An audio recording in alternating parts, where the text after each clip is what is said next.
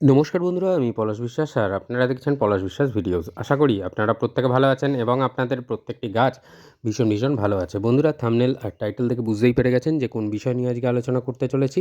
হ্যাঁ বন্ধুরা, গন্ধরাজ ফুল গাছের পরিচর্যা। গন্ধরাজ ফুল গাছে কী খাবার দিতে হবে, কোন তরল সার দিতে হবে যাতে করে কুঁড়ি হলুদ হয়ে ঝরে পড়বে না, ঠিক চকচকে সবুজ পাতা থাকবে যেরকম দেখছেন, এবং তার পাশাপাশি এই তরল সার দিতে হবে টবের মাটিতে।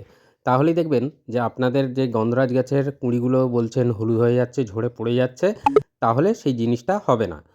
তো এর পাশাপাশি এই তরল সার দেওয়ার পাশাপাশিও আরও দুটো দিকে খেয়াল রাখতে হবে। কি? এক হচ্ছে যেন কোনো ধরনের পোকামাকড়ের আক্রমণ না হয়, সেজন্য সপ্তাহে একবার করে আপনারা নিম অয়েল স্প্রে করবেন এবং 10 দিনের ব্যবধানে গাছে যে কোনো কীটনাশক ঘুরিয়ে ফিরিয়ে স্প্রে করে দেবেন। 2 ধরনের রাখলেই হবে, ঘুরিয়ে ফিরিয়ে স্প্রে করে দেবেন। তাহলে এই যে গন্ধরাজ গাছে বিশেষ করে দেখা যায় যে পাতা খেকো পোকা অর্থাৎ লেদা পোকার আক্রমণ কিন্তু আমরা দেখতে পাই। তো সেই ক্ষেত্রে প্রোফেনোফস এবং সাইফারমেথ্রিন এই 2 কম্পোজিশনের যে কোনো কীটনাশক ব্যবহার করতে পারেন। সেক্ষেত্রে প্রোফেক্স সুপারও খুব ভালো কাজ দেয়। এছাড়াও এই যে দেখছেন পাতার ডগাগুলো পুড়ে যাওয়া মতো হয়, তো সেইগুলো থেকে রক্ষা করতে আপনার গাছকে শাওয়ার দিতে হবে, অর্থাৎ স্প্রে করতে হবে প্রতিদিন সাধারণ জল। সন্ধ্যাবেলা করে যদি স্প্রে করেন ভালো, সকালবেলা আর্লি মর্নিংয়ে করলেও খুব ভালো। তো এই দুটো জিনিস করতে হবে। তার পাশাপাশি যেটা করতে হবে, আপনাদের যে টবের মিডিয়া যেন কাদা জ্যাবজ্যাবে অবস্থায় না থাকে, যেন হালকা ময়েশ্চার থাকে, এরকম দিকে খেয়াল রাখতে হবে আপনাদেরকে। তাই উচ্চ জল নিকাশী মাটি আপনাদের তৈরি করতে হবে টবের জন্য। তো কীরকম মাটি আপনারা বানাবেন? আপনারা একটা টবের গার্ডেন সয়েল নিয়ে নেবেন 50%, 40% নিয়ে নেবেন কম্পোস্ট। যে কোনো কম্পোস্ট হতে পারে, সেটা ভার্মি কম্পোস্ট হতে পারে বা 1 বছরের পুরনো গোবর সার হতে পারে, অথবা পাতা পচা সারও হতে পারে। তো এই 90% হয়ে গেল। ফাঁকা যে 10% পড়ে থাকে, সেটা বিল্ডিং কনস্ট্রাকশনের লাল মোটা দানার যে বালি, সেই বালি বার 3-4 ধুয়ে নেবেন। নিয়ে সেইটা আপনারা এই মাটি, বালি এবং কম্পোস্ট 3টে একত্রে মিশিয়ে আপনারা কিন্তু এই গন্ধরাজ গাছের জন্য একদম উপযুক্ত মাটি তৈরি করে ফেলতে পারবেন। তো গন্ধরাজ ফুল গাছের যে সমস্যাটা নিয়ে আজকের ব্যাপার বলা, কারণ এপ্রিল মাসের পরিচর্যা কিছুদিনের মধ্যেই আসবে, যে মাটিতে কি মিক্সড খাবার দিতে হবে এই সময় দাঁড়িয়ে, যাতে করে আপনারা প্রচুর পরিমাণে ফুল পান আপনাদের গন্ধরাজ ফুল গাছে। আর হ্যাঁ বন্ধুরা, অবশ্যই ফুল সানলাইটে গাছ থাকবে। তবে হ্যাঁ, দেখবেন যেখানে মানে 12টার পরের যে রোদটা, সেটা যদি না পড়ে আপনার গাছে, তাহলে কিন্তু খুব ভালো রেজাল্ট আপনারা পেয়ে যাবেন। তো সূর্যের আলো গন্ধরাজ গাছের পছন্দ ঠিকই, কিন্তু বেলার দিকে যদি টানা রোদ পড়ে, তাহলে মাটি কিন্তু সেই রকমভাবে আপনাকে জলটা দিতে হবে যেন হার্ড না হয়ে যায় বা শক্ত না হয়ে যায়। তাহলে কিন্তু কুঁড়ি ঝরে পড়ার চান্সেস থেকে থাকে। তো যে কটা জিনিস বললাম জাস্ট মাথায় রেখে দেবেন, আর তাহলেই দেখবেন এই তরল সার যেটা দেখাচ্ছি, যতদিনের ব্যবধানে বলবো, যেভাবে বানানো দেখাবো, একদম সেই মতো বানিয়ে আপনারা গাছে আপনাদের প্রয়োগ করবেন, টবের মাটিতে প্রয়োগ করবেন। এবং গাছের যে পরিচর্যা, আগামী এপ্রিল মাসের জন্য যে পরিচর্যা কিছুদিনের মধ্যেই আসবে, সেই পরিচর্যা অনুযায়ী পরিচর্যা করুন। আপনাদের গন্ধরাজ গাছে যেমন ফুল ফুটবে, তেমন কিন্তু কুঁড়ি ঝরার হার একেবারে 90% কমে যাবে। কেন 90% বললাম? তার কারণটা হচ্ছে, গন্ধরাজ গাছের কিন্তু টবে লাগালে একটা মানে এটা দেখা যায়, প্রবণতা থাকে, টবে হোক বা জমির গাছে হোক, একটা কুঁড়ি ঝরে যাওয়ার প্রবণতা থাকে। সেই প্রবণতার কারণেই বললাম যে 10% হয়তো ঝরবে, কিন্তু 90% আপনার গাছের কুঁড়ি ঝরা বন্ধ হয়ে যাবে।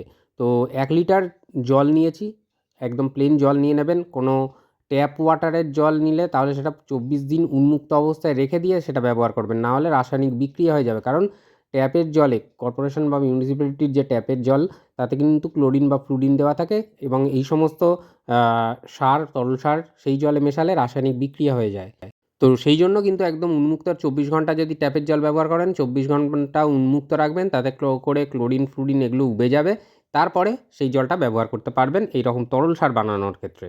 তো দেখুন, এই দিলাম, এটা হচ্ছে হিউমিক অ্যাসিড, লিকুইড ফরমেশনে থাকবে যাদের কাছে, তাদের কাছে 1 লিটার জলে 1 ml দেবেন, 1 ml থেকে 1.5 ml।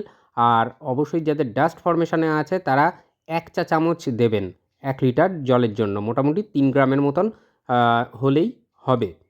তো এবারে যেটা বলবো, তো এই যে হিউমিক অ্যাসিড দেওয়া হলো, এটা কিন্তু গাছের রুট সিস্টেমটাকে মজবুত করবে এবং যার ফলে গাছের বৃদ্ধি হবে, কুঁড়ি ঝরার হাত কমবে। এটা হচ্ছে বায়োভিটা এক্স। আমি এটাই দিতে বলছি এমনটা নয়, যে কোনো মাইক্রোনিউট্রিয়েন্ট, কারণ আমরা জানি মাটিতে আমরা এনপিকে অর্থাৎ নাইট্রোজেন, ফসফেট, পটাশ জাতীয় খাবার দিই। আর তাছাড়াও বোরন, আয়রন, জিঙ্ক, এই সমস্ত আরও কিছু অনুখাদ্য বা মাইক্রোনিউট্রিয়েন্টসের প্রয়োজন পড়ে থাকে। তো সেইগুলো কিন্তু পেয়ে যাবে এই মাইক্রোনিউট্রিয়েন্টস থেকে গাছ। তো মিডিয়াতে দিতে হবে, গাছের পাতাতেও কিন্তু স্প্রে করা যায়, মাসে 2বার করে আপনাদের করতে হবে গন্ধরাজ গাছের পাতায়। আর মিডিয়াতে দিতে গেলে টবের, তাহলে এই 1 লিটার জলে মোটামুটি 1 ml এর মতন আপনাদের কিন্তু এই হিউমিক অ্যাসিড লিকুইড ফর্মেশনে থাকলে এই এই অনুখাদ্য বা মাইক্রোনিউট্রিয়েন্ট, এটা যদি লিকুইড ফর্মেশনে থাকে তাহলে কিন্তু 1 লিটার জলে 1 ml এর মতন নিতে হবে, মোটামুটি 20 ড্রপ এরকম। তো এটা যদি ডাস্ট ফর্মেশনে থাকে কোনো অনুখাদ্য বা মাইক্রোনিউট্রিয়েন্ট, তাহলে কতটা নেবেন? তাহলে আপনারা নেবেন 1 লিটার জলে 1 চা চামচ নেবেন এই মাইক্রোনিউট্রিয়েন্ট বা অনুখাদ্য, যদি ডাস্ট ফর্মেশনে থাকে তাহলে। তো এই যে মাইক্রোনিউট্রিয়েন্ট দেওয়া হলো, তারপরে যেটা দেখছেন ম্যাগনেসিয়াম সালফেট। কালারের দিকে যাবেন না, বিভিন্ন কোম্পানির কালার বিভিন্ন রকম হয়ে থাকে, এটা অরিসের, যারা ব্যবহার করেন তারা জানেন। তো এটা নিতে হবে মোটামুটি ওই 1 চা চামচ পরিমাণে ম্যাগনেসিয়াম সালফেট বা এপসাম সল্ট বলা হয় যেটাকে। তো এই ম্যাগনেসিয়াম সালফেট করবে কি, গাছের ম্যাগনেসিয়ামের ঘাটতি যেমন পূরণ করবে, তেমন কিন্তু তার পাশাপাশি কুঁড়ি হলুদ হয়ে যাওয়া, গাছের পাতা হলুদ হয়ে যাওয়া, এইগুলোকে কিন্তু রোধ করে এই ম্যাগনেসিয়াম বা ম্যাগনেসিয়াম সালফেট।